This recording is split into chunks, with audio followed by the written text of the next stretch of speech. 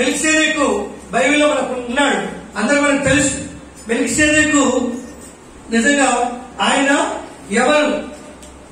నిజంగా ఇక్కడ చూస్తే మరి ఆయన యేసు క్రీస్తుకు మరి మరి దగ్గర పోలికలు ఆయనకు ఉండడం ఏమిటి? దేవుని స్తోత్రం, హల్లెలూయా. ఆయనకు యేసు క్రీస్తు పోలికలు ఉండటం ఏమిటి? నిజంగా మరి మెల్కీసెదెకు ఎవరు? యేసు క్రీస్తు ఎవరు?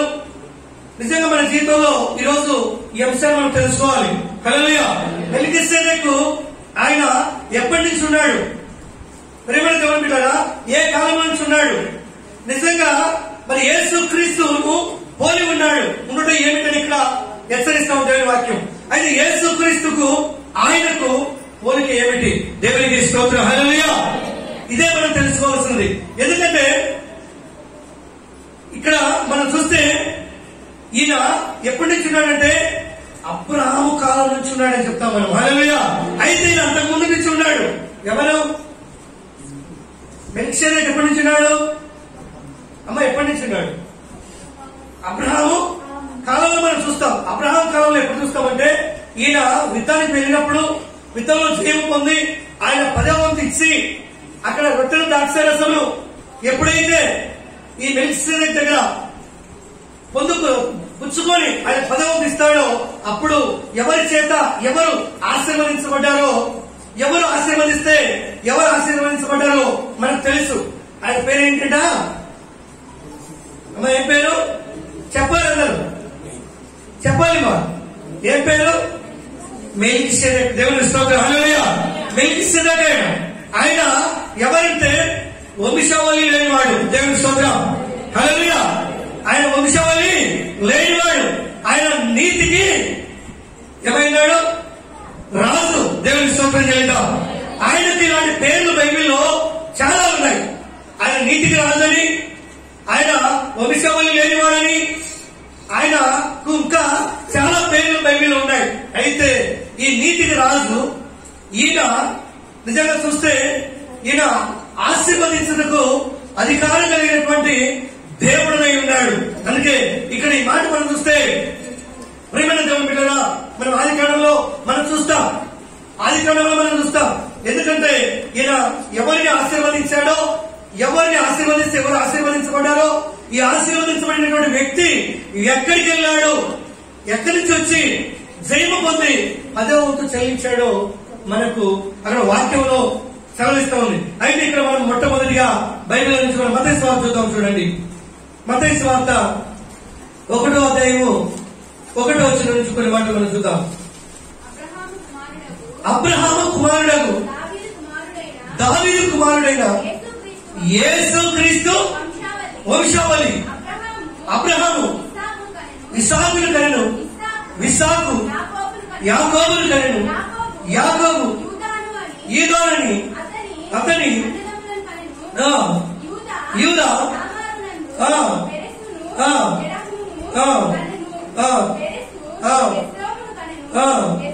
ఎస్రోము ఆదాము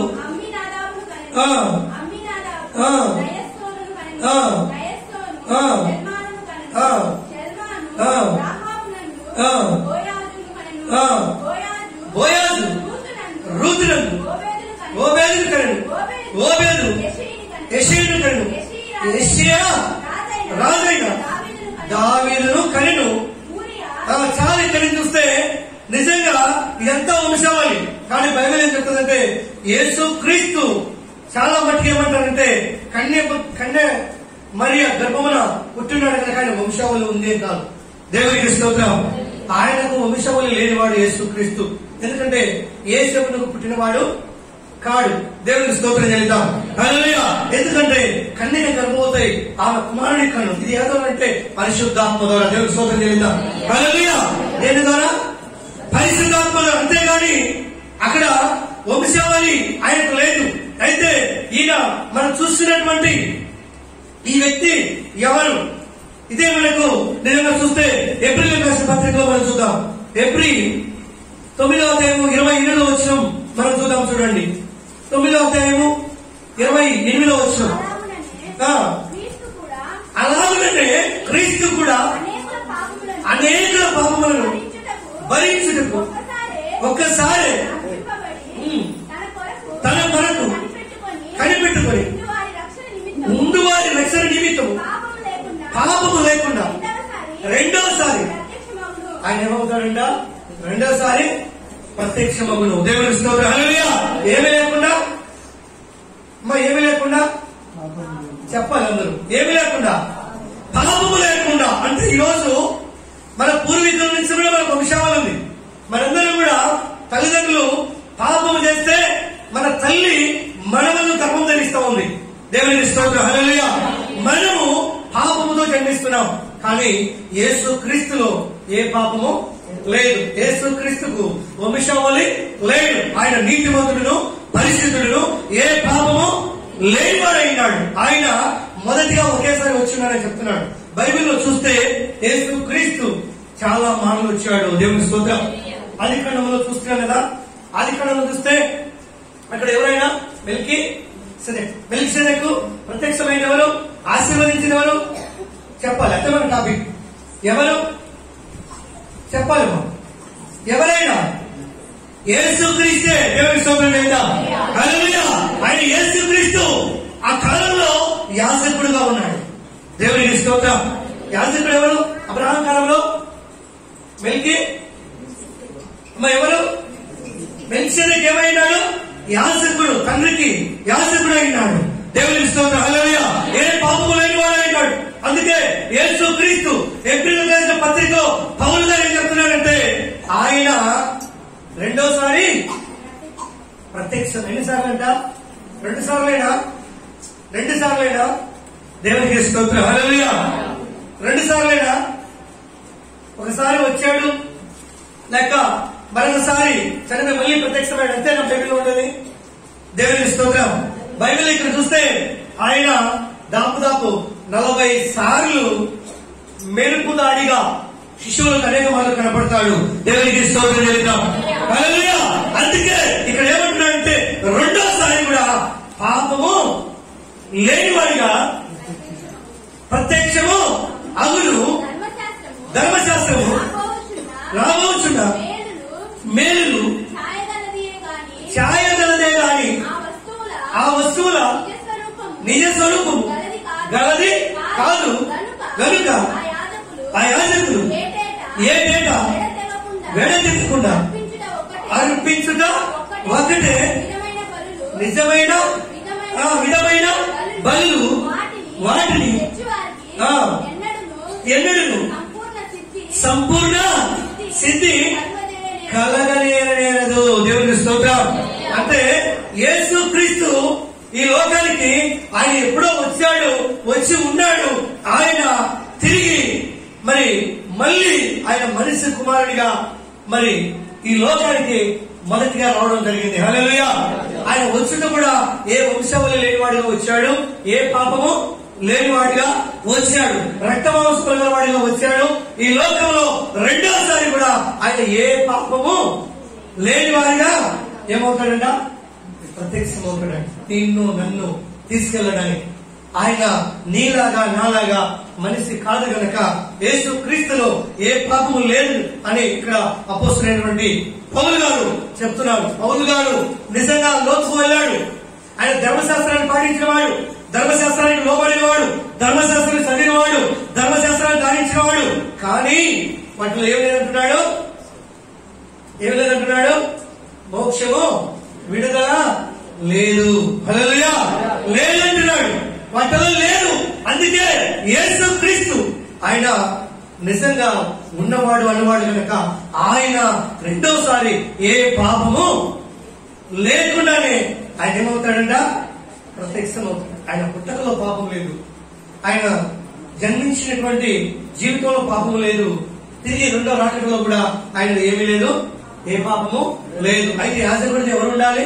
ఏ పాపము లేని వ్యక్తి యాజకుడు అయి ఉండాలి. అంటే యాజకుడిగా అబ్రహాం కాలంలో ఎవరున్నారు?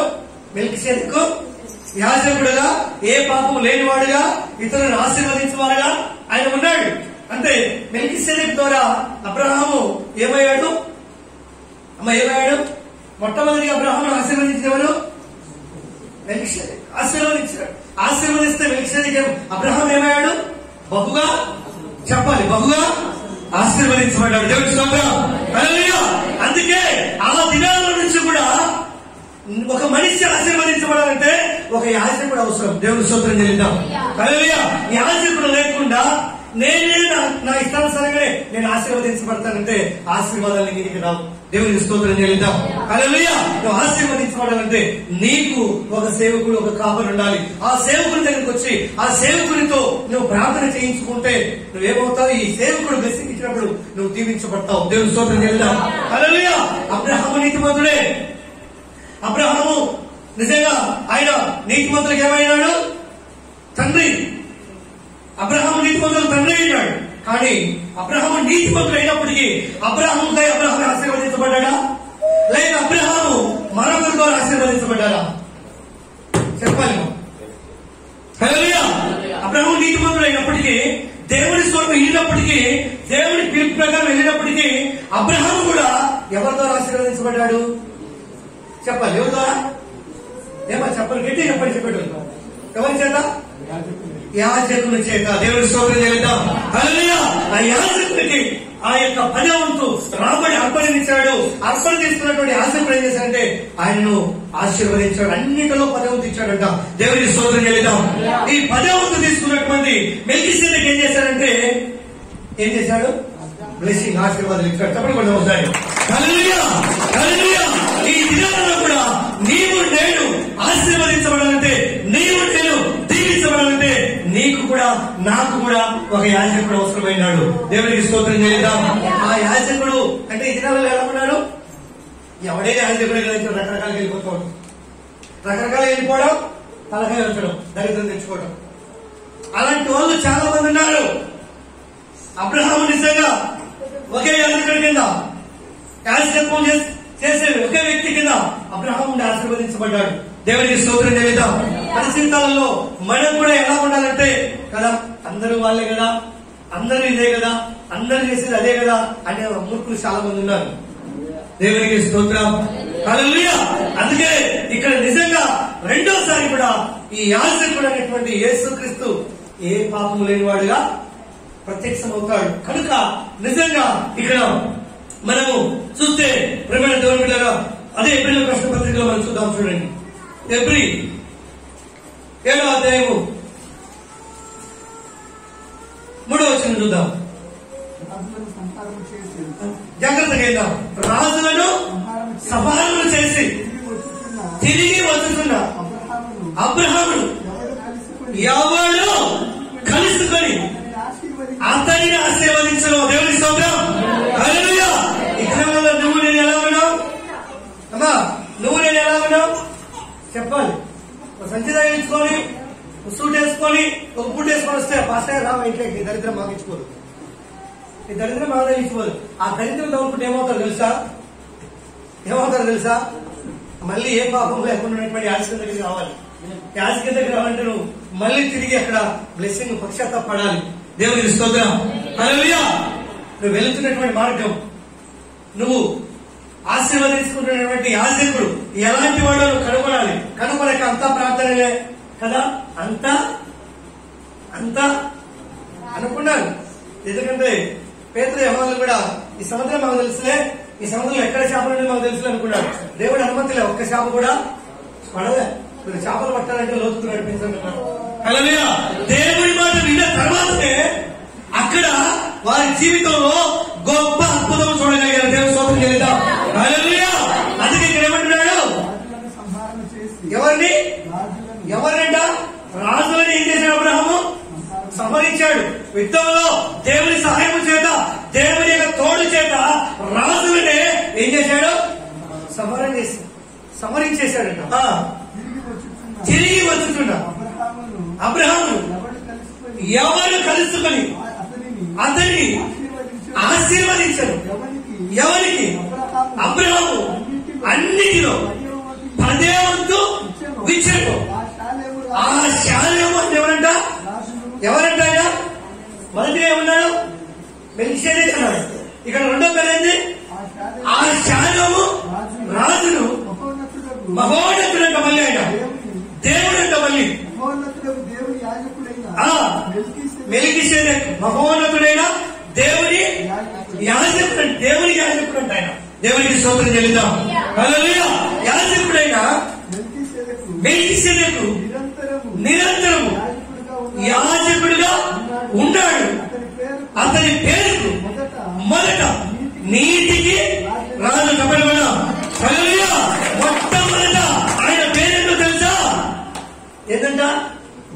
నీతికి రాజంట. దేవుడి స్తోత్రం. ఎవరికి? ఎవరి పేరు? మెల్కీసెదెకు పేరు. ఏం పేరు? ఆయన మెల్కీసెదెకు అంటే రూపంలో యాజకుడుగా ఉన్నాడు.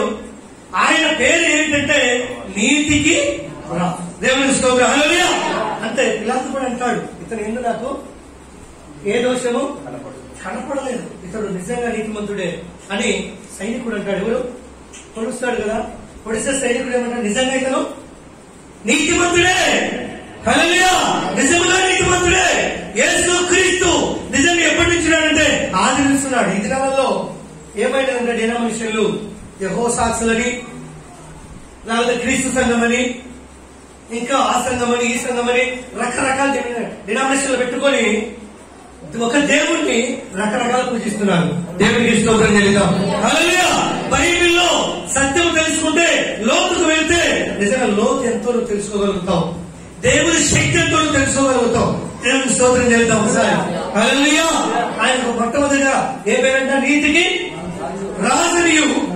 తర్వాత అది ఏ రాజంట? మళ్ళీ సమాధానపు రాజు. ఈ లోకానికి ఎలా వచ్చాడు? సమాధానం ఇవ్వడానికి వచ్చాడు. మరి శ్రమలో ఉన్న వారిని, దుఃఖంలో ఉన్న వారిని, నెమ్మదిని కోల్పోయిన వారికి ఆయన ఏం చేశాడంటే సమాధానం తీసుకొని వచ్చాడు. దేవుని స్తోత్రం.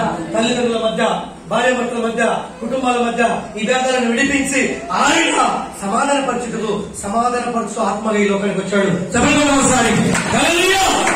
ఆయన రెండో పేరేంటి? సమాధానపు రాజనీయు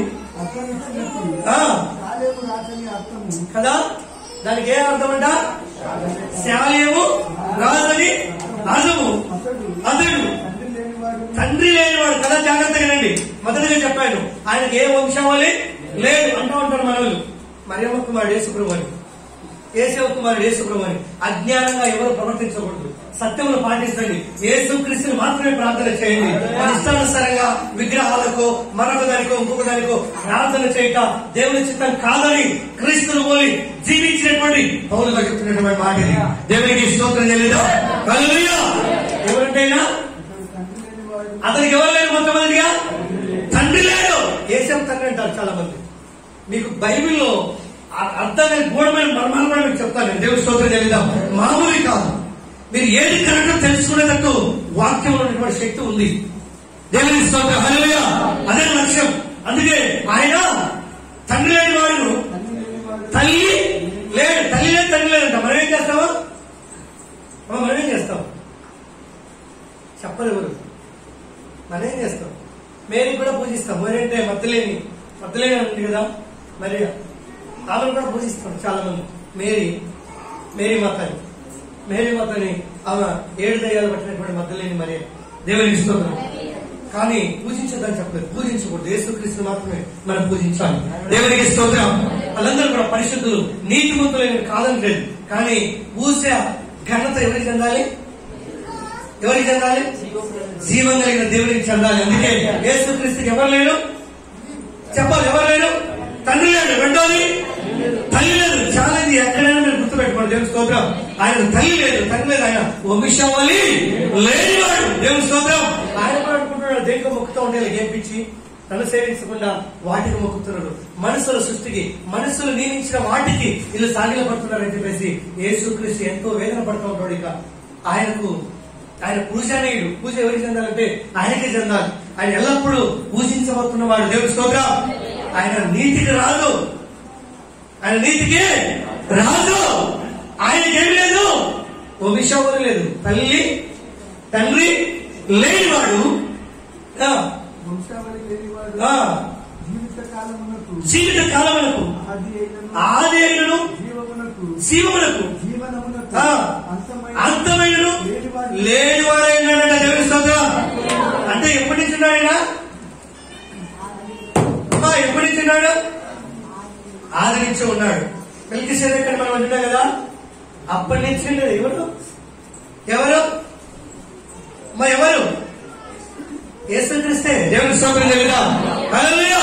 ఆయన ఆది లేదంట, ఏమి లేదంట అక్కడ. జీవితానికి ఆయన జీవితానికి మనం అంటాం కదా, ఇంతకాలం జీవించాడు మనిషి చనిపోయాడు అంటాం, ఇంతకాలం ఉండి గతించి వెళ్ళిపోయాడు అంటాం. కానీ ఇక్కడ ఏమంటున్నాడు? జీవిత కాలమునకు ఏమి లేదు, ఆది అయినను జీవనం. అంటే జీవనం అంటే జీవించేదానికి అంతమైనను లేనివాడైంది దేవుని కుమారుని పోలి ఉన్నాడు. హల్లెలూయా. అంటే ఇక్కడ ఏం చెప్పాడు? మెల్కీసెదెక్ అర్థమైందా? ఎవరిని పోలి ఉన్నాడు అమ్మా? ఎవరిని పోలి ఉన్నాడు? దేవుని పోలి ఉన్నాడంటే, పోలి ఉన్నాడంటే చెప్పాలి, చెప్పాలి ఒకసారి చెప్పండి. పోలి ఉన్నాడంటే చెప్పాలి. ఇప్పుడు మా కొడుకు ఉన్నాడు, లేకపోతే మోసే ఉన్నాడు. మోసేని చూసినప్పుడు నన్ను కొంతమంది ముందు చూస్తుంటారు, ఈయన ఆయన పోలి ఉన్నాడే. ఎవరిని? ప్రసన్నను పోలి ఉన్నాడే. ఎంత ఉన్నాడంటే ఆయన అన్నట్ట లేదా కానట్ట? దేవునికి హల్లెలూయా. ఈయన ఎవరిని పోలి ఉన్నాడు? దేవుని కుమారుని పోలి ఉంటాడు. ఎవరైనా మెల్కీసెదెక్. దేవుని స్తోత్రం చెల్లిద్దాం. హల్లెలూయా. మెల్కీసెదెక్. చాలా మంది వాక్యం చెప్తూ ఉంటారు, అర్థం ఉండదు, దానికి సబ్జెక్ట్ ఉండదు. బైబిల్లో కనీసం ఒక మాట చూడాలంటే దాని గురించి, ఆ పాయింట్ల గురించి 2-3 మాటలు పక్కన ఉంటాయి. అవి ఉంటేనే వాక్యాన్ని నమ్మాలి, లేకపోతే నమ్మకూడదు. దేవుని స్తోత్రం చెల్లిద్దాం. హల్లెలూయా. అందుకే ఇక్కడ మెల్కీసెదెక్ గురించి మనం చాలా అంశాలు ధ్యానించబోతున్నాం. అందుకే ఈ ఉన్నాయి కనుకనే ఆయన ఎవరో, ఆయన ఎవరు, ఏ దానికి యాజకుడో, ఆయన దేనికి రాజో ఈ రోజు మనం తెలుసుకోబోతున్నాం. దేవునికి స్తోత్రం చెల్లిద్దాం. హల్లెలూయా. దాన్ని మార్చుదాం. ఆయన ఎంత గనుడో చూడండి. మూల పురుషుడైన అబ్రహాము అతనికి శ్రేష్టమైన వస్తువులలో 10వ వంతు ఇచ్చాడు. మరియు యాజకత్వం పొందువారు తమ సహోదరులు అబ్రహాము గర్భవాసం నుండి పుట్టినను ధర్మశాస్త్రము చొప్పున వారి యొద్ద అనగా ప్రజల యొద్ద 10వ వంతు పుచ్చుకొనుటకు ఆజ్ఞను పొంది. దేవునికి స్తోత్రం చేద్దాం ఒకసారి. హల్లెలూయా. అబ్రహాము అన్నిటిలో ఏమిచ్చాడు? ఎవరికి ఇచ్చాడు? దేవునికి ఇచ్చాడు. ఆయన ఎవరు అమ్మా? ఎవరు? మెల్కీసెదెక్ ఎవరు? దేవుడు. దేవుడికి ఇచ్చాడు 10వ వంతు. అంతట్లో కూడా మంచి మాటలు 10వ వంతు ఇచ్చి ఆశీర్వదించబడ్డాడు. నువ్వు నేను కూడా అదే చెప్పాను. అయితే వాళ్ళు ఎవరంట? ఎవరు? లేవీయులు అంటే ఎవరు? యాజకత్వం చేసేవారు కదా. లేవీయులు అంటే ఎవరు? యాజకత్వం. మరి యేసుక్రీస్తు ఎక్కడి నుంచి పుట్టాడు చెప్పాలి. ఎక్కడి నుంచి పుట్టాడు అసలు యేసుక్రీస్తు? ఇక్కడ మెల్కీసెదెక్ ఉన్నప్పుడు ఎవరైనా యాజకుడు. ఎవరికి? దేవుడికి యాజకుడు. కానీ యాజకుడు ఎవరి నుంచి పుట్టాడు?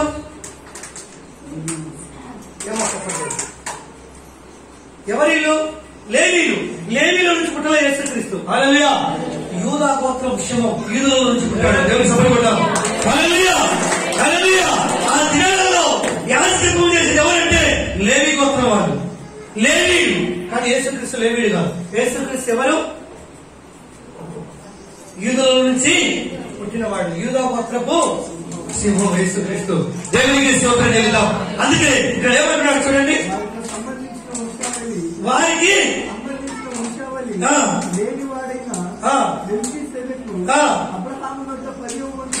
అబ్రహాము వద్ద 10వ వంతు పుచ్చుకొని వాగ్దానములను 10వ వంతు ఎప్పుడైతే ఇచ్చాడో అక్కడి నుంచి ఏమనుకున్నాడు?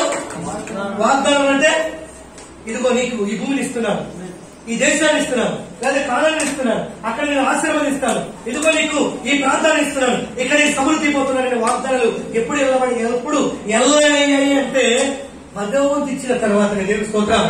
ఆశీర్వాదాలన్నిటిగా అబ్రహాము జీవితంలో ఇక పేదరికమే లేదు. చెప్పలు కొన్నాం. ఎందుకంటే దేవుడికి కలిగిన వాటన్నిటిలో ఈ అన్ని ఈవులను కూడా 10వ వంతు ఇచ్చాడు. అక్కడ ఆశీర్వదించబడ్డాడు. దేవుని స్తోత్రం. హల్లెలూయా. ఆ తర్వాత ఏముందాడు? వాగ్దానం పొందాడు. నువ్వు నేను కూడా ఏమై ఉండాలంటే మంచి దేవుని బిడ్డలుగా మనము ఆశీర్వదించబడిన వారమై ఉండాలి. దేవుడికి స్తోత్రం చేయలేదా? వాక్యం ఒక రకంగా ఉంది, అది మనం ఎందుకు పాటించాలనుకుంటే నువ్వేం కోల్పోతావు? నీకు చేసిన వాగ్దానాలు కోల్పోతావు. అమ్మ ఏం కోల్పోతావు? వాగ్దానాలు కోల్పోతావు. అప్పుడు అంటావు పోయిన సంవత్సరం ఈ వాగ్దానం వచ్చింది, దాన్ని నెరవేర్చలేదంటే ఈ వాగ్దానాలు ఏమున్నాయని చెల్లించావా? దేవుడికి ఇచ్చావా? దేవుడికి ఇవ్వాలి. దేవుడికి ఇస్తే దేవుడు నిన్ను అన్ని విషయంలో వాగ్దానాలు చేస్తాడు. హల్లెలూయా! నీ పనిని అమలు చేస్తాడు దేవుడు. ఆగిపోయిన పనిని అమలు చేస్తాడు. దేవుడి స్తోత్రం. ఏ పనులైతే పెండింగ్ పడి నువ్వు ఏంటంటే ఎదురు చూస్తున్నావో ఆ పనులను ఫైల్ తెలుస్తాడు దేవుడు. దేవుడి స్తోత్రం చేయలేదా? సంతకాలు పెట్టేస్తాడు. దేవుడి స్తోత్రం చేయలేదా? హల్లెలూయా! అవన్నీ కూడా విజయవంతంగా నీ జీవితంలో, నా జీవితంలో నెరవేర్చబడతాయి. అందుకే యేసుక్రీస్తు వంశావళి లేని వాడు. అందుకే ఆయన లేని గోత్రం నుంచి రాలేదు, కానీ యూదా గోత్రం నుంచి వచ్చాడు. దేవుడి స్తోత్రం చేయలేదా? హల్లెలూయా! ఆయన సర్వోన్నతుడు, ఆయన నిజమైనటువంటి శక్తివంతుడు. అందుకే అక్కడ ఎక్కువ మాట చూద్దాం. మనకు ఆదికాండం చూద్దాం. చూడండి ఆ మాట మనం 14వ అధ్యాయము 18వ వచనం నుంచి మనం చూద్దాం. మరియు షాలేము రాజైన కదా, ఆయన మొదటి ఏం పేరు? అమ్మ ఏం పేరు? షాలేము రాజు. దేవుని స్తోత్రం. షాలేము రాజు ఆయన మెల్కీసెదెకు అంటూ ఉంటాం మనం. ఆయన మెల్కీసెదెకు కాదు, ఆయన రాజు. ఎవరికి? సర్వ సృష్టికి. దేవుని స్తోత్రం చేద్దాం. ప్రపంచానికి, ఒక రాష్ట్రానికి కాదు, ఒక దేశానికి కాదు, ప్రపంచానికి ఏమైనా ఆయన రాజు. దేవుని స్తోత్రం చేద్దాం. ఆయన పేరే షాలేము రాజు. దేవునికి స్తోత్రం. హల్లెలూయా! రొట్టెను ద్రాక్షారసమును తీసుకొని వచ్చెను. అతడు సర్వోన్నతుడగు దేవునికి యాజకుడు. ఎవరైనా? షాలేము రాజు, ఆయన మెల్కీసెదెకు ఒకడే, కానీ ఎవరికి యాజకుడంట? సర్వోన్నతుడంటే ఆయన ఉన్నవాడు, అనువాడు, ఇప్పుడు అప్పుడు ఎల్లప్పుడూ ఏకరీతిగా ఉన్న వాడికి ఏమైనాడైనా యాజకుడు. మనమైతే ఈ రోజు రేపు 15-20 యాజకులకు వచ్చాం, సేవకులకు వచ్చాం. మనం రాక మునుపు తండ్రికి యాజకుడు ఆయనే. హల్లెలూయా! యాజకత్వం చేసేది ఆయనే, తండ్రి చిత్తాన్ని నెరవేర్చేది ఆయనే. ఆయన షాలేము రాజు. ఆయన నిజంగా ఉన్నవాడికి తండ్రికి ఏమైనంటే యాజకుడైనాడు. దేవునికి స్తోత్రం చేద్దాం. హల్లెలూయా! అందుకే ఆయన ఎల్లప్పుడూ కూడా ఆయన పూజించబడుతున్నాడు మన తండ్రి. దేవుని స్తోత్రం చేద్దాం. హల్లెలూయా! ఆయన ఎప్పుడంటే నీవు నేను ఇంకా రాక మునిపే, నువ్వు నేను ఇంకా నిర్మించబడక మునిపే, నీవు నేను పుట్టక మునుపు నుంచే ఆయన పూజించబడుతున్నవాడు. దేవునికి స్తోత్రం చేద్దాం. హల్లెలూయా! అందుకే నీవు నేను కూడా మనం ఏం చేయాలంటే క్రీస్తుకు అక్కడ ఏమైతే అబ్రహాము చేశాడు. అమ్మ అబ్రహాం ఎవరైనా చెప్పారా ఈ విధంగా చెల్లించమని 10వ వంతు? దేవునికి స్తోత్రం చెల్లిద్దాం. అబ్రహాము నిజంగా యాజకుడి వైపు చూస్తాడు. యాజకుడైన నిరంతరం ఆయన తండ్రికి యాజకత్వం సేవ చేసేవాడని చెప్పేసి ఈయన ఏ పాపం లేని వాడని చెప్పేసి అబ్రహాం ఎరిగి అబ్రహాము ద్రాక్షరసము రొట్టె తీసుకుని వచ్చినప్పుడు ఆయన అన్నింటిలో కూడా ఏమిచ్చాడు? ఏమిచ్చాడు? 10వ వంతు అంటే రూపాయి ఇవ్వాలి. 80 రూపాయలు, 80 పైసలు, 90 పైసలు కాదు. దేవుని స్తోత్రం. రూపాయి ఖచ్చితంగా ఇచ్చే వాగ్దానం నీ పట్ల దేవుడు చేస్తాడు. దేవుని స్తోత్రం. హల్లెలూయా! ఎంతమంది వేస్తారు. ఎందుకు మీకు ఈ మాటలు చెప్తున్నానంటే మీరు దీవించబడాలి. నా సొంత మాటలు. అబ్రహాం ఏమైతే చేసి ఆయన ఆశీర్వాదాలకు నిజంగా చూస్తే ఒక గొప్ప తండ్రి అయ్యాడు ఈ ప్రపంచంలో. దేవుని స్తోత్రం చేద్దాం. ఈ మొట్టమొదటిగా చేసినటువంటి వ్యక్తి ఎవరంటే అబ్రహామే. దేవునికి వాడికి ఏమన్నా జోరు అనుకున్నావు అనుకో, ఉన్నది కూడా దేవుడు తీసేస్తాడు. అబ్రహాం పట్ల దేవుడు తోడై ఉన్నాడు. అక్కడ ఎవరిని సంహరించాడు? రాజులను అతను చేశాడు అబ్రహాం. ఆ తర్వాత దేవుడు చేసిన మేలుకు కృతజ్ఞత ఏం చేశాడంటే 10వ వంతు అన్నిటిలో కూడా, అన్నిటిలో ఆయన ఏమేమి కలిగిన చెప్పండి ఒకసారి. ఆయనకు ఫలాన్ని లేదని చెప్పేవాళ్ళు ఉన్నారు ఎవరైనా? ఆయన ఒంటెలు ఉన్నాయి, గొర్రెలు ఉన్నాయి, పశువులు ఉన్నాయి, ఇంకా మేకలు ఉన్నాయి, సర్వం ఉంది ఆయనకు. ఆయన ఏమైనా కలిగి ఉందో అన్నిటిలో 10వ వంతు తీస్తాడు. చెప్పండి కూడా ఒకసారి. హల్లెలూయా! అన్నిటిలో ఉన్నాడు ఇక్కడ. అబ్రహాము ధనవంతుడా లేకపోతే పేదవాడా? అబ్రహాంకు లేనట్టు ఏమైనా ఉన్నాయా? ఒంటిలో లేకపోతే ఎడ్లో లేకపోతే గొర్రెలో మేకలో గాడిదలో ఏమైనా తక్కువ ఉన్నాయా? అబ్రహాం పరివారం ఎంతమంది? అబ్రహాం ఆస్తి ఎంత? ఆ ప్రాంతాల కొత్తగా పంచుకున్నారు కదా ఇద్దరు, లోతు ఇద్దరు. దేవునికి స్తోత్రం. హల్లెలూయా. అంటే ఆయన ఏమైతే కలిగి ఉన్నదో కలిగి ఉన్న వాటి అన్నిటిలో కూడా 10వ వంతు దేవుడికి చెల్లించి దేవుడి దగ్గర నుంచి ఏం పొందుకున్నాడంటే వాగ్దానం పొందుకున్నాడు. చెప్పండి ఒకసారి. దేవునికి స్తోత్రం. హల్లెలూయా. వాక్యం అంతటిని పరిశీలన చేయాలి. ఏ విషయంలో మనం ఇంకా ఇరుకుబడి ఉన్నామో, ఏ విషయంలో ఇంకా మనం దీవించబడలేదో, ఏ విషయంలో ఇంకా మనం అభివృద్ధి కాలేదో అని నువ్వు అనుకున్నట్లయితే నువ్వు దేవునికి ఇంకా దేంట్లో తక్కువ ఉన్నావు ఒకసారి పరిశీలన చేసుకోవాలి. దేవునికి ఇంకా నేను ఏం చెల్లించలేకపోతున్నాను ప్రభా, నేను ఏమి ఇవ్వలేకపోతున్నాను, ఎందుకు నేను హాస్పిటల్కి ఎక్కువ వెళ్ళిపోతున్నాను, ఎందుకు నా కుటుంబానికి తెగులు వస్తున్నాయి, ఇది దేవునికి కోసం సొమ్ము తీసుకెళ్లి మరొకరికి ఇవ్వటము నీ చిత్తం కాదని ఒకసారి తలసి ప్రార్థన చేస్తే నీ కుటుంబంలో ప్రతి తెగులు దేవుడు తీసేస్తాడు. దేవుని స్తోత్రం.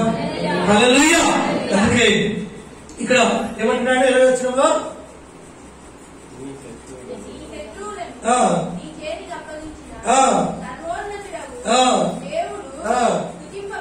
అది దేవుడు సిద్ధించబడాలంట, దేవునికి మహిమ చెల్లాలి. దేవుని స్తోత్రం. నువ్వు ఏం చేసినా దేవునికి మహిమ చెందాలి. అందుకే సర్వోన్నతుడైన దేవుడు శుద్ధింపబడును గాక అని చెప్పాను. అన్నిటిలో ఇతనికి 10వ వంతు ఇచ్చాడు. సొదొమ రాజు మనుషులను నాకిచ్చి ఆస్తిని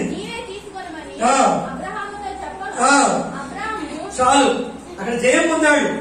ఆ రాజు ఏమయ్యాడు? భయపడ్డాడు. ఎందుకంటే రాజుల్లో ఓడించాడు అబ్రహాం. ఎవరి సహాయంతో? దేవుని సహాయంతో. దేవుని స్తోత్రం. 300 మంది పైనే మిలిటరీ సైనికులు లాంటి వారు అబ్రహాం సైన్యంలో ఉండేవారు. దేవుని స్తోత్రం. అలాంటి సైన్యం తీసుకెళ్లాడు, దేవుడు ఇచ్చాడు.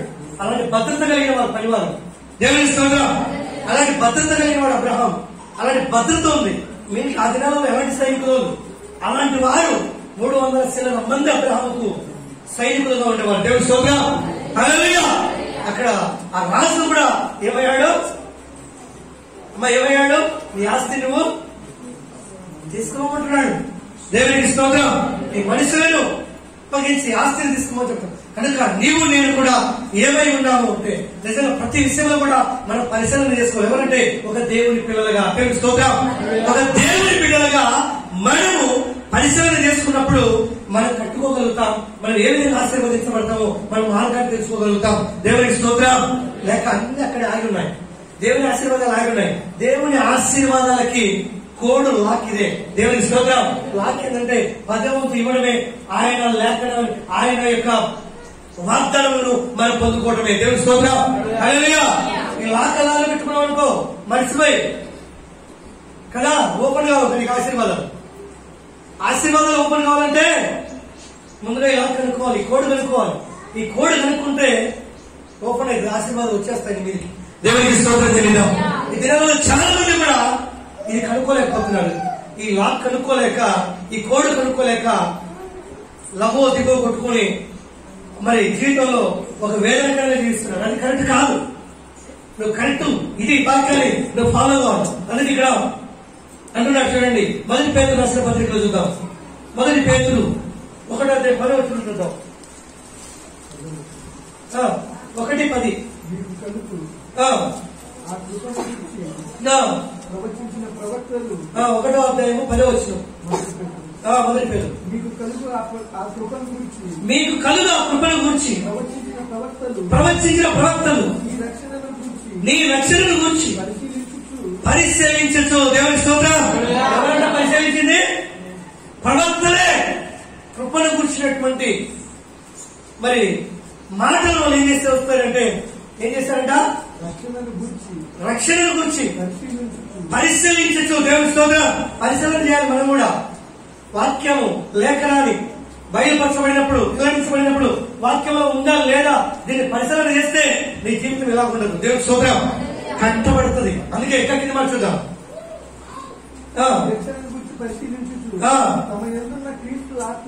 తమ ఎందున్న క్రీస్తు ఆత్మ క్రీస్తు విషయమైన శ్రమల గురించి వాటి తర్వాత కలుగు మహిమల గురించి ముందుగా సాక్ష్యం ఇచ్చినప్పుడు ఆ ఆత్మ ఏ కాలములను ఎట్టి కాలములను సూచించుతూ వచ్చెను దానిని విచారించి పరిశోధించి దేవుని స్తోత్రం. హల్లెలూయా. ఎవరిలో పరిశోధించిన వారు ఎవరు? ప్రవక్తలు, అపోస్తలుడైనటువంటి పౌలు, అపోస్తలులు, ఇలాంటి వారందరూ కూడా ఏ లేఖనము ఎప్పుడు నెరవేర్చబడిందో, ఎవరి గురించి మాట్లాడో ఇది వెల్లడించబడిందో, ఎవరు ఈ లేఖనాన్ని బట్టి ఆశీర్వదించబడ్డారని చెప్పేసి పౌలు వారు కూడా ఈ లేఖనములను ఏం చేశారు? పరిశీలన చేసి వాటిని ఫాలో అయ్యారు. అందుకే వారు అన్నిటిని విసర్జించి వారు క్రీస్తు నిమిత్తము ప్రయాసపడినట్టు మనం చూస్తున్నాం. ఈ రోజు మనం దేనికోసం ప్రయాసపడుతున్నాం? ఈరోజు ఆదివారం వచ్చింది, ఒక్కొక్కరికి ఒక ఆలోచన కదా. వెళ్ళి ఆదివారం పాస్ చేపిస్తే పోయి పోతూ తాగాలి కదా, పోయి చికెన్ తినాలి. ఆ రోజు తాగటం వలన, తినటం వలన నీ భార్య పిల్లల పరిస్థితి ఏంటి? దేవుని స్తోత్రం. ఆ ఇంట్లో సమస్య, ఆ ఇంట్లో నెమ్మది ఉండదు, ఆ ఇంట్లో సమాధానం ఉండదు. తాగుతూ అక్కడ పడిపోయింటూ పిల్లలు తినరు, ఏడుస్తూ ఉంటారు కదా. నీ జీవితం అంతా కూడా శరీర సంబంధమైన దానిని నువ్వు ప్రేమిస్తే పరలోక సంబంధమైన వాటి అన్నింటినీ నువ్వు కోల్పోతావు, స్వేచ్ఛను కోల్పోతావు. నీకున్న అలవాట్ల వలన, తినటం వలన, తాగటం వలన. తినచ్చు, దేవుని స్తుతించు, నువ్వేం తినాలో అదే తినటం వలన, తాగటం వలన, దేవుని మాట వినటం నువ్వు పోగొట్టం వలన ఏం కోల్పోతావు అంటే దేవుని యొక్క దీవెనలో నువ్వు కోల్పోతావు. అందుకే అపోస్తలుడైన పౌలు, పేతురు వీళ్ళందరూ కూడా మనం చూస్తే వెన్నిటిని వాళ్ళు, మరి పౌలు గారు అయితే ధర్మశాస్త్రం ధ్యానించిన వ్యక్తి అయినప్పటికీ తిరిగి లేఖనములను వాళ్ళు పరిశీలన చేసి ఏ కాలంలో ఏం జరిగిందో దానిని కనుగొని ఆ ప్రకారం ఫాలో అయ్యారు. దేవుని స్తోత్రం చేద్దాం. అందుకే వాళ్ళు బహుగా ఏమయ్యారు? ఏమయ్యారు చెప్పాలి. ఆశీర్వదించబడ్డారా? గొప్ప పేరు పొందుకున్నారా? గొప్ప ఘనత పొందుకున్నారా? ఈ రోజులలో నీవు నేను కూడా దేనికి ప్రాధాన్యత ఇస్తున్నాం, దేనికి కోల్పోతున్నామో వాటిని బట్టి మనమే పరిశీలన చేసుకున్న వారిగా మనం ఉండాలి. అందుకే ప్రేమైన దేవుని మీద ఇక్కడ యేసు ఇంకొక మాట ఇక్కడ చూడు.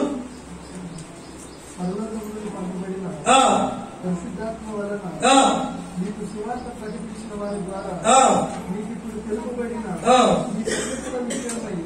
తమ కొరకు కాదు కానీ మీ కొరకే తాము పరిచయం చేసిన సంగతి వారికి బయలుపరచబడిన దేవదూతలు ఈ కార్యములను తొలగి చూడగలుగుతున్నారు.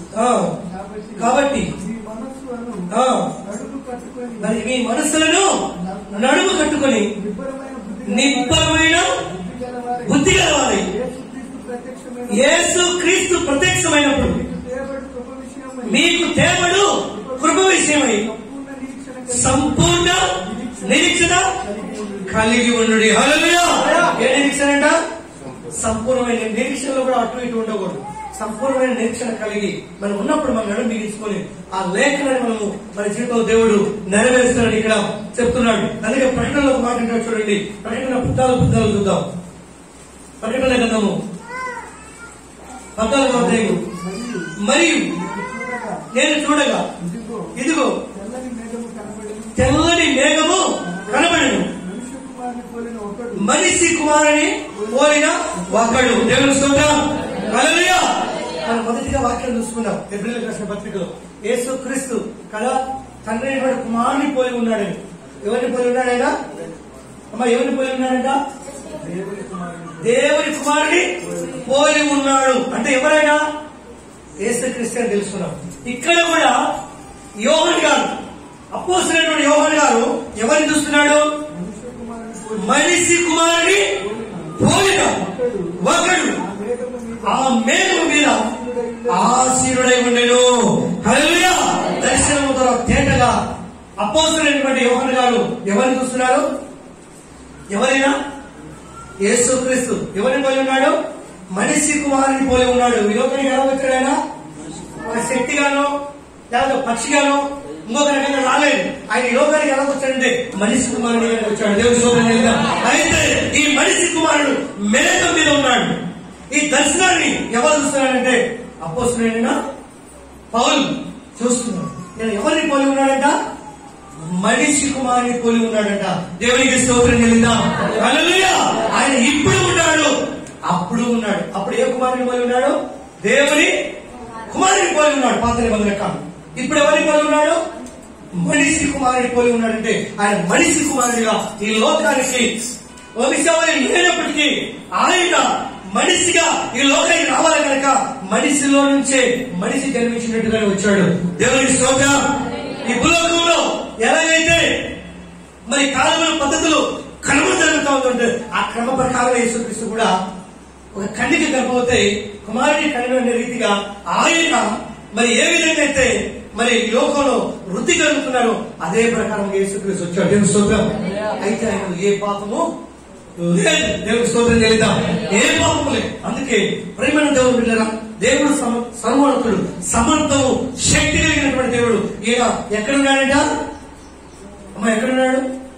మేఘం మీద ఉన్నాడు. మనిషి కుమారుని పోయినా ఆయన శిరస్సు మీద సువర్ణ కిరీటం. చెప్పండి కూడా ఒకసారి. ఆయన శిరస్సు మీద ఏముంది? సువర్ణ కిరీటం. ఎవరైనా నీతికి రాజు. ఆయన ఎవరు? శాలేము రాజు. దేవుని స్తోత్రం. రాజుకి ఏముంటది? కిరీటం ఉంటుంది. కానీ మన రాజుకి ఏముంది? మామూలు కిరీటం కాదు. దేవుని స్తోత్రం. ఏ కిరీటం ఉంది? సువర్ణ కిరీటం ఉంది ఆయన శిరస్సు పైన. దేవుని స్తోత్రం. నీతికి రాజు అయినాడు, శాలేము రాజు అయినాడు, యూదులకు రాజు అయినాడు. ఆయన నిజంగా రాజులకే రారాజు అయినాడు. దేవుని స్తోత్రం చేద్దాం. అందుకే ఈయన శిరస్సు పైన సువర్ణ కిరీటం ఉందంట. అర్థమైందా? అర్థమైందా? ఈయన రాజు. ఆయన రాజు. ఆయన నీతికి రాజు. ఆయన శాలేము రాజు. దేవునికి స్తోత్రం. కనుక నీవు నేను కూడా నిజంగా చూస్తే ఆయన ఎప్పుడో ఉన్నవాడు అనువాడుగా ఇక్కడ వాక్యము సెలవిస్తా ఉంది. ఇక్కడ మనం చూద్దాం. ఆయన శిరస్సు మీద సువర్ణ కిరీటమును, చేతిలో వాడిగల కొడవలి. దేవుని స్తోత్రం. వాడిగల కొడవలి ఉందంట. దర్శనంలో చూస్తున్నాడు. ఆయన మేఘముల మీద ఉన్నాడు, మనిషి కుమారుడిగా ఉన్నాడు.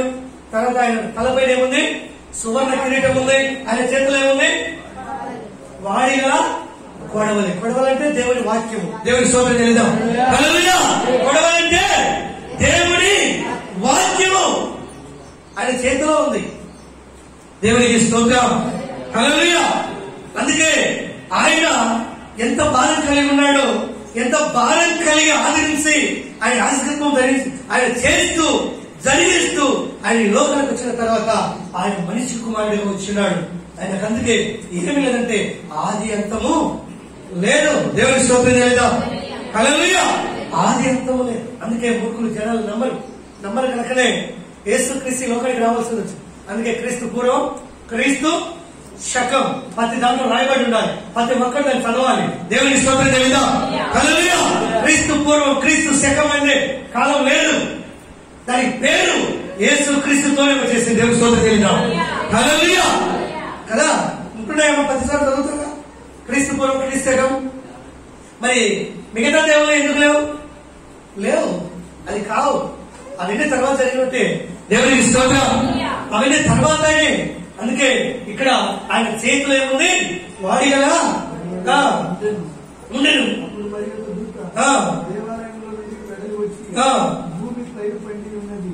భూమి పైరు పండి ఉన్నది, కోతకాలం వచ్చి ఉన్నది. మీ కొడవలి పెట్టి కొయ్యమని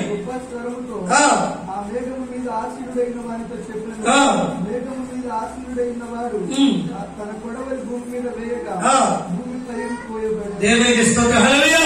భూమి పైరు పోయబడి. ఈ రోజు అనేక మంది ఆశ్రితులు, పాస్టులు, సేవకులు కొడవలిగా వాక్యం ప్రకటించి వారందరూ కూడా సిద్ధపరుస్తున్నారు క్రీస్తు యొక్క రాకట కొరకు. దేవుని స్తోత్రం. దేవుని యొక్క రాకట కొరకు. కానీ పంట మనమే. మనము దేవుని వాక్యం చేత మనందరం కూడా ఏం కావాలి? కట్టబడాలి, వధించబడాలి. దేవుని స్తోత్రం చెల్లిద్దాం. దేవునికి వదకు తేబడిన గొర్రె పిల్లవలే మనందరము వాక్యము చేత కట్టబడాలి. అందుకే నిజంగా దేవుడు ఇక అబ్రహాము యొక్క విషయంలో కూడా ఇక్కడ మనం చూద్దాం. చూడండి ఒక మాట. మొదటి పేతురు రాసిన పత్రికలో చూద్దాం. 3వ అధ్యాయం 20 వచనం చూద్దాం. 3:20. మొదటి పేతురు 3:20. దేవుని దీర్ఘశాంతము ఇంకా కనిపెట్టుచుండినప్పుడు పూర్వము నోవాహు దినములో వాడ సిద్ధపరచబడు చుండగా అవిధేయులైన వారి వద్దకు అనగా శిలలోనున్న ఆత్మల యందుకు ఆయన ఆత్మరూపిగా వెళ్ళి వారికి ప్రకటించిన. చెప్పడం ఒకసారి హల్లెలూయా హల్లెలూయా. కదా మీకు అర్థమైన వాక్యము తరగా చెప్తారా? ఎప్పటి నుంచి ఉన్నాడు ఆయన? ఏ కాలంలో ఉన్నాడు? ఏ కాలం ఇది? నోవా కాలం. నోవా కాలం అంటే స్టార్టింగ్. దేవుడు జలప్రలయం ద్వారా ప్రపంచాన్ని ఏం చేశాడు? నాశనం చేశాడు. ఇదంతా కూడా అవిధేయులు, దేవుని మాట నమ్మక, దేవుని మాట వినక, మూర్ఖులుగా అవిధేయులుగా ఉండవారంతా ఏమైపోయారంటే జలప్రలయం ద్వారా నాశనం అయిపోయారు. ఏ నోవాకైతే దేవుని మాటకు లోబడి కట్టబడి ఉన్నాడో ఆ ఓడలో ఆయన నోవా దగ్గరికి రావాలంటే ఎలా వచ్చాడంట? ఆత్మస్వరూపిగా వచ్చాడు. ఆత్మస్వరూపిగా ఎవరికి వచ్చాడంటే నోవా వచ్చి నోవాతో వాక్యాన్ని కుటుంబానికి బోధించాడు. చెప్పకుండా హల్లెలూయా. దేవుని వాక్యం విని వారందరూ కట్టబడ్డారు. ఆ ఓడలో కొందరు అనగా 8 మంది ఏ రంగు ద్వారా? నీటి ద్వారా. అంటే బాప్తిసం. దేవుడికి స్తోత్రం చెల్లిద్దాం. ఇంకా బాప్తిసానికి చాలా మంది దూరం ఉన్నారు. బాప్తిసం అంటే నరకానికి వెళ్ళిపోతానని బాప్తిసం అంటే వాళ్ళు తెలియదు. నరకానికి వెళ్ళిపోతున్నాయి బాప్తిసం అవుతుంటారు. ఏమో ఏం చూడాలను. బాప్తిసం తీసుకున్న వాళ్ళు ఎవరు లేరు బైబిల్లో. 6 లక్షల కాలిబంధం అంటే సూర్యులు అని. అంటే దాదాపు ఎన్ని లక్షలు ఉంటారో లెక్కలేదు. ఎవరి కాలంలో? మోసే కాలంలో 40 సంవత్సరం. వాళ్ళందరూ కూడా మేఘముల కింద బాప్తిసం పొందారు బైబిల్లో. బాప్తిసం పొందిన వాళ్ళు ఎవరు? పాత నుంచి కూడా చూస్తే లేని వాళ్ళు ఎవరంటే చిలకరింపు, ఇంకొకటి లేనిడి చెప్పి బోధించి బాప్తిసాన్ని చెప్పక వారిని దూరంగా పెడుతున్నారు సేవకులు, బోధకులు ఉన్నవారు. దేవుని స్తోత్రం. అలాంటిది మనం వెళ్ళకూడదు. సత్యాన్ని, వాక్యం ఏమైతే బైబిల్ ఉందో దానిని మనం పాటించాలి. ఇక్కడ దేవుని వాక్యం చదివిస్తా ఉంది. ఓడలు ఎంతమంది ఉన్నారంట? 8 మంది ఉన్నారంట. హల్లెలూయా. 8 మంది ఎవరంటే నోవా సంతతి. వీళ్ళకి ఎవరు బోధించారంటే ఆత్మస్వరూపిగా యేసుక్రీస్తే శిరలో నుంచి వచ్చి మనకి ఏం చేశాడు? వాక్యమును బోధించి వాళ్ళు ఎక్కడ రక్షించబడారంటే వాళ్ళు నీటి ద్వారా రక్షించబడారంట. అంటే నీటి ద్వారా ఏముంది? రక్షణ ఉంది. బాప్తిసం, నీళ్లతో బాప్తిసం. మారు మనసు, పాపం పోతుంది.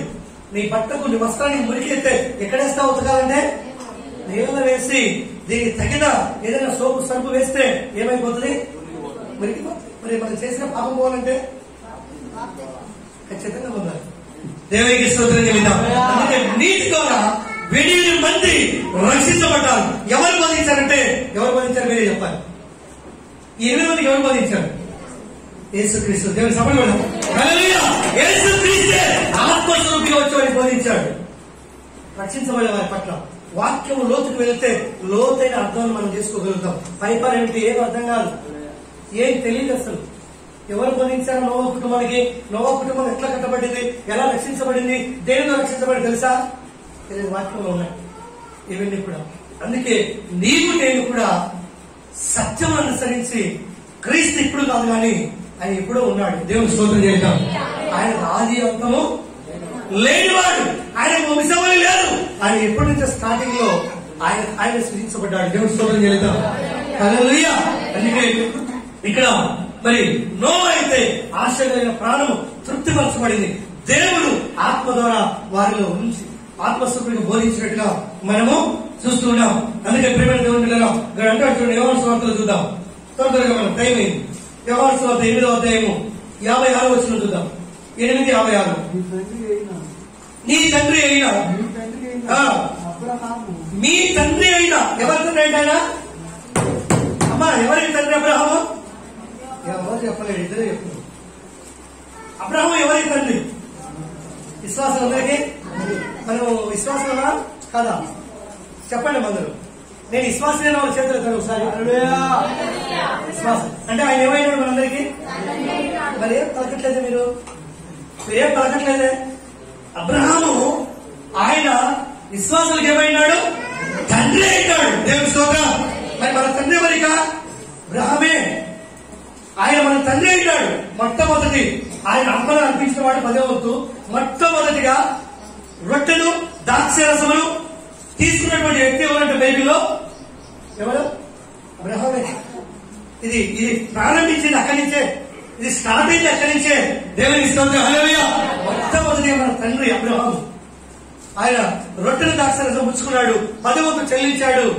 మొట్టమొదటిగా దేవుడికి అర్పణించిన వాడు. నిజంగా కైలను పక్కన పెట్టేదిగా దేవుని టాపిక్ కాదు. హల్లెలూయా. అందుకే ఇప్పుడు ఇక్కడ ఏమంటున్నాడు, మీ తండ్రి అయిన అబ్రహాము నా దినము చూస్తున్నాడు. అంటే అబ్రహాము ఒక లక్ష్యం ఉందంట, దేవుడిని చూడాలని. దేవునికి స్తోత్రం చేద్దాం ఒకసారి. మరి నిజంగా టాపిక్ అదే. మరి ఈ రోజు నీకు నాకు గిన దేవుని చూడాలని ఒక ఆశ, ఒక గోల్ ఉంటే ఖచ్చితంగా దేవుడు నీతో మాట్లాడతాడు. దేవుని స్తోత్రం. దేవుడిని చూస్తావు. అబ్రహాం గారిలో గోల్ కలిగి ఉంది. ఎందుకంటే అబ్రహాము యొక్క జీవితంలో నిరీక్షణతో కనిపెట్టుకొని జీవితాన్ని కొనసాగించిన వ్యక్తి ఎవరంటే అబ్రహాం. హల్లెలూయా. అన్నిటిగా ఉన్నాడు. నీలాగా క్రైస్తవులు లేడు. అబ్రహాం అన్నిటిగా ఉన్నాడు, అన్నిటిగానే పిలువబడ్డాడు, అన్నిటిగానే కొనసాగించాడు. దేవుని చిత్తాన్ని చూశాడు, దేవునికి మహిమపరిచాడు. దేవుని స్తోత్రం. హల్లెలూయా. అందుకే ఏమంటున్నాడు ఇక్కడ, ఏ దినమంట కదా, ఎవరి దినాన్ని చూడాలని? దేవుడు వచ్చే దినమును చూడాలనుకున్నాడు. మెల్కీషెదెకును చూశాడు. చెప్పండి కదా. హల్లెలూయా. ఎవరిని చూశాడు? మెల్కీషెదెకు యాజకుడు. ఆయన చేతనే రొట్టెను ద్రాక్షారసం తీసుకున్నాడు. ఆయన చేతికి 10వ వంతు ఇచ్చాడు. చెప్పండి కూడా ఒకసారి. హల్లెలూయా. ఆ మాటలు ఎక్కడ రాయబడినంటే చాలా యోహాను సువార్తలో రాయబడ్డాయి కదా. దేవునికి స్తోత్రం చేద్దాం. అందుకే నిజంగా ఇక్కడ ఆ దినమును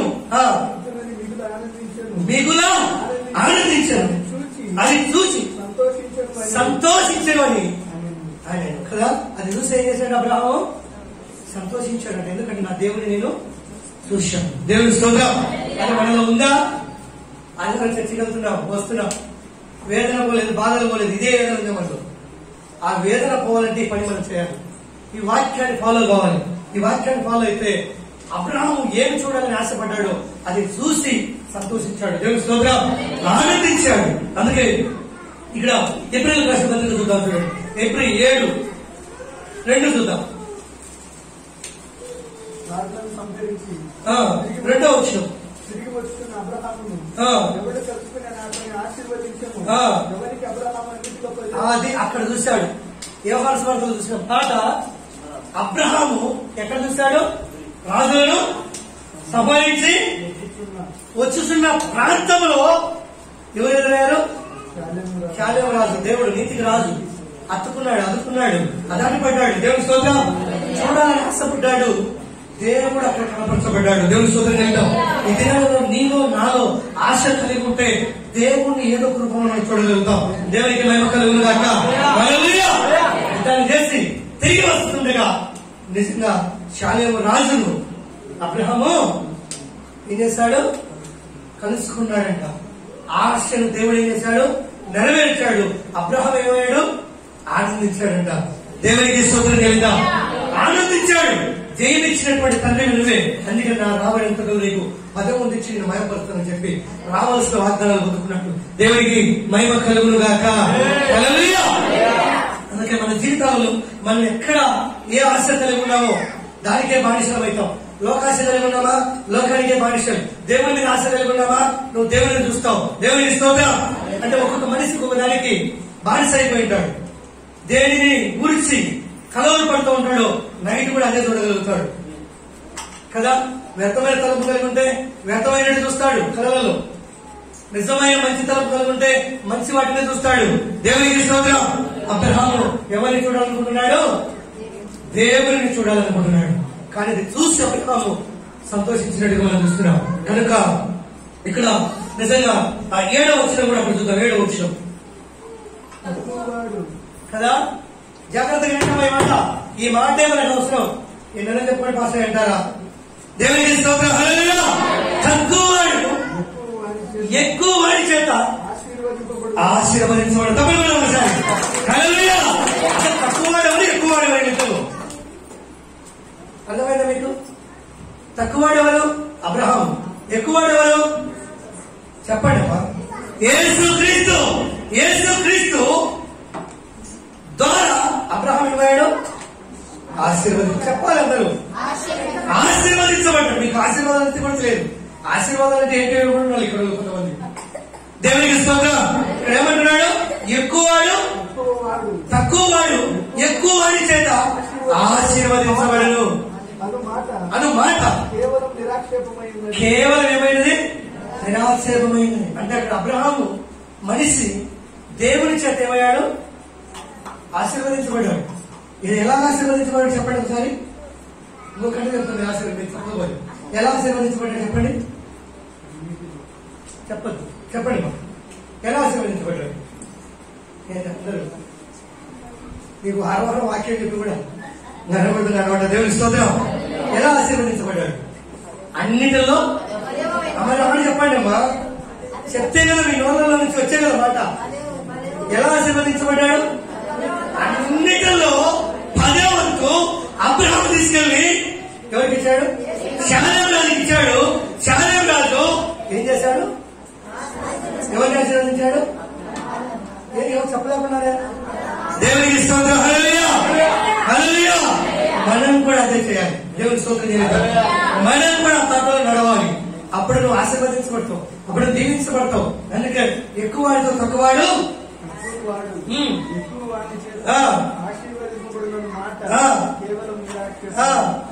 అయి ఉన్నది. దాన్ని ఏం చేశారంటే పక్కన పెట్టేశారు కదా. అబ్రహాముకు తీసుకోవట్లేదు. అబ్రహాము ఎవరి ద్వారా ఆశీర్వదించబడ్డాడు? అబ్రహాము ఎక్కువ తక్కువవాడు, దేవుడు ఎక్కువవాడు. ఎక్కువవాడి చేత. అందుకే నిజంగా మన దినాల్లో మనం చూస్తూ ఉంటాం. ఒక మనిషి ఆశీర్వదించబడాలంటే, ఒక మనిషి ఆకుపడాలంటే మనకు సహాయం కావాలి. ఈరోజు చర్చకు వస్తున్న మనం దేవుని దీవెన పొందాలంటే ఈ ఆశీర్వాదం కావాలి. నీ కుటుంబంలో కూడా నీకు ఒక సలహా కావాలంటే నీకంటే గొప్ప వ్యక్తి సలహా నీకు కావాలి. అప్పుడే నీ కుటుంబం కట్టబడుతుంది. దేవుని స్తోత్రం. హల్లెలూయా. సమాజంలో సిక్కుల నుంచి బయటకు రావాలంటే ఒక రాజకీయ నాయకుల మాట సహాయం నీకు అవసరం. అంటే తక్కువవాడు ఎక్కువ చేత మేలు పొందాలంటే సమస్య వచ్చినప్పుడు, కష్టం వచ్చినప్పుడు ఆ మనిషికి సహాయం ఎవరిది కావాలి? తక్కువది వల్ల ఎక్కువది వల్ల ఎక్కువది కావాలి. ఇవన్నీ కూడా జనాలు చూసేటే కానీ పాటించాం. హల్లెలూయా. అందుకే ఇక్కడ బైబిల్లో ఈ మాట ఎప్పుడో రాయబడింది. ఎక్కువవాడి చేత తక్కువవాడు ఆశీర్వదించబడను అనే మాట ఏమైంది? దాన్ని పాటించట్లేదు ఎవరే కాదు. అందుకే ఇలాంటి గొప్ప సంగతులు నీవు నేను తెలుసుకోవాలంటే వాక్యాన్ని పాటిస్తేనే నువ్వు దీవించబడతావు. చివరి మాట రోమీయులకు రాసిన పత్రిక 5వ అధ్యాయము 10వ వచనం. 5:10. ఏమైనా శత్రువులమై ఉండగా ఎవరికి శత్రువులు అనుకుంటున్నాడు. నీకు ఎవరు ఈ రోజు వాళ్ళకి మనందరము దేవునికి ఏమైనా శత్రువులమే. దేవునికి స్తోత్రం. మిత్రులు కాదు, ఇప్పుడు మిత్రులుగా మార్చబడుతున్నారు. నమ్మని ప్రతి వాడు కూడా దేవునికి ఏమైనాడు? శత్రులే. దేవుని మాట నమ్మని వారు, విశ్వసించిన వారు, దేవుడు చెప్పింది చేయని వారందరూ కూడా అవిధేయులు అన్నాడు అక్కడ కదా. నోవా కాలంలో 5 మందికి ఏమొచ్చిందంటే ఉగ్రత వచ్చింది. అక్కడ నోవా కుటుంబము 8 మంది మాత్రమే నీతి ద్వారా రక్షించబడ్డారు. దేవునికి స్తోత్రం. దేవుని మాట ద్వారా బోధించబడిన వారు, దేవుని మాట వినని వారు ఏమైపోయారంటే అసలు అయిపోయారు. జలప్రలయం ద్వారా వాళ్ళు జల సమాధి అయిపోయారు. దేవుని స్తోత్రం చెల్లిద్దాం. హల్లెలూయా. అందుకే ఇక్కడ ఏమంటున్నాడు? ఏలైనగా శత్రువులమై ఉండగా ఆయన కుమారుని మరణము ద్వారా మనము దేవునితో సమాధానము పరచబడిన. దేవుని స్తోత్రం. హల్లెలూయా. దేవునికి మనందరం కూడా ఒకప్పుడు ఎవరము? శత్రువులమే. దేవుడు అంటే ఎవరు? యేసుక్రీస్తు దేవుడు. అమెరికా దేవుడు అంటే ఇంకొక దేవుడు అంటే ఇంకొక దేవుడు అంట. అంటే ఇంతమంది దేవుళ్ళు ఉంటారా? దేవుడు అనబడిన వాడు ఒక్కడే. దేవుళ్ళు అనబడిన వారు 33 కోట్ల మంది ఉన్నారు. దేవుళ్ళు వేరు, దేవతలు వేరు, దేవుడు వేరు. దేవుడు అంటే ఒక్కడే. దేవునికి స్తోత్రం. ప్రపంచమంతటిని సృజించిన వాడు, సృష్టికర్త ఆయన దేవుడు. దేవునికి స్తోత్రం. హల్లెలూయా. అందుకే ఒకప్పట్లో దేవుడికి మనందరం కూడా ఏమైనా శత్రువులు అయినాము. ఆయన కుమారుడు యేసు క్రీస్తు మరణం ద్వారా మనము దేవుడితో సమాధానము పరచబడిన ఎడల సమాధానపరచబడిన వారమై ఆయన జీవించుట చేత నిశ్చయముగా రక్షింపబడదు. చెప్పబడదు. హల్లెలూయా. నేను రక్షించబడాలంటే ఆయన మన కోసం మరణించాలి. ఆయన మరణించాడు. ఆయన మరణం ద్వారా మనకేమొచ్చిందంటే ఆపక్షమాపణ సమాధానం వచ్చింది. హల్లెలూయా. సమాధానం తీసుకుని వచ్చాడు ఈ లోకానికి. ఎందుకంటే నిన్ను వాళ్ళని పొరుగువాడిని ప్రేమించమని చెప్పాడు. ఇదిగో నీ కోసం, నీ కుటుంబం కోసం వేర్చమన్నాడు కదా. ఆయన మరణం ద్వారా మనందరికీ ఏమొచ్చింది? శత్రుత్వం పోయి సమాధానం వచ్చింది. దేవుని స్తోత్రం. హల్లెలూయా. ఈ సమాధాన పరిస్థితి ఎప్పుడు వచ్చిందంటే యేసుక్రీస్తు తిరిగి లైట్ వల్ల వచ్చింది. మనం టైం చూస్తే యేసుక్రీస్తు ఇన్నిసార్లే కదా కానీ దాపు ఆయన చూస్తే 40 సార్లు కూడా మెరుపుదాడిగా ప్రత్యక్షమై శిశువులు కనబడినట్టుగా వాక్యం కనిపిస్తా ఉంది. కనుక మనందరం కూడా ఏం చేయాలి? ఏం చేయాలి? ఆయన నమ్మాలి. ఆయన దగ్గర నుంచి మనము ఆశీర్వాదం పొందాలంటే అన్నిటిలో ఏం చేయాలి? దేవునికి ఖచ్చితంగా ఇచ్చి ఏం పొందుకోవాలి? వాగ్దానాన్ని పొందుకోవాలి. దేవుడు స్తోత్రం. హల్లెలూయా. అప్పుడు మన జీవితాలలో ఇవన్నీ కూడా లభిస్తాయి. దేవుడి మాటలు తన వెనుకలో దేవుడు దీవించును గాక. హల్లెలూయా. మోకరిద్దాం, కళ్ళు ఉంచుదాం, చిన్న ప్రార్థన చేసుకున్నాం. పిల్లరా, ఏమైతే మనం విన్నామో నోవా కుటుంబాలు మనం జ్ఞాపకం చేసుకున్నాం. అబ్రహాము యొక్క జీవిత విధానాన్ని మనం జ్ఞాపకం చేసుకుందాం. ఇవన్నీ కూడా చేసుకోవడం వలన మన కుటుంబాలు నడుము బిగించబడతాయి. మనము నిరీక్షణతో, ఓర్పుతో మనం ముందుకు వెళ్ళసాగలుగుతాం. లెక్క ప్రార్థన చేసిన పరిశుద్ధుడా, నీ కొందనాలు తండ్రి, స్తోత్రములు నాయన. మరి దీవించండి, ఆశీర్వదించండి, మేలు చేయండి. నీ దీవెన, నీ ఆశీర్వాదము, నీ క్షేమము దయచేయమని ప్రార్థన చేస్తున్నాం. మేలుతో నింపుడు ఆయన. మేమందరం కూడా ప్రభా ఇదిగో నేను నమ్మి శక్తి లోపలే పరిచయం చేసి మేమందరం కూడా ప్రభా విస్తరించి అభివృద్ధి నీ సంఘమనే స్థాపించి రాజ్యమును కట్టడం నా తండ్రి. ఇదిగో నీ యొక్క మరణం ద్వారా మేమందరం కూడా సమాధానపరచబడి ఇది అబ్రహాము ఏ విధంగా అయితే నేను చూడాలని ఆశ కలిగి చూసి ఆనందించాడు ప్రభా, మా అందరికీ అటు కృప ఆశీర్వాదం ఇచ్చి నడిపించమని యేసు నామములో వచ్చిన తండ్రి. హల్లెలూయా.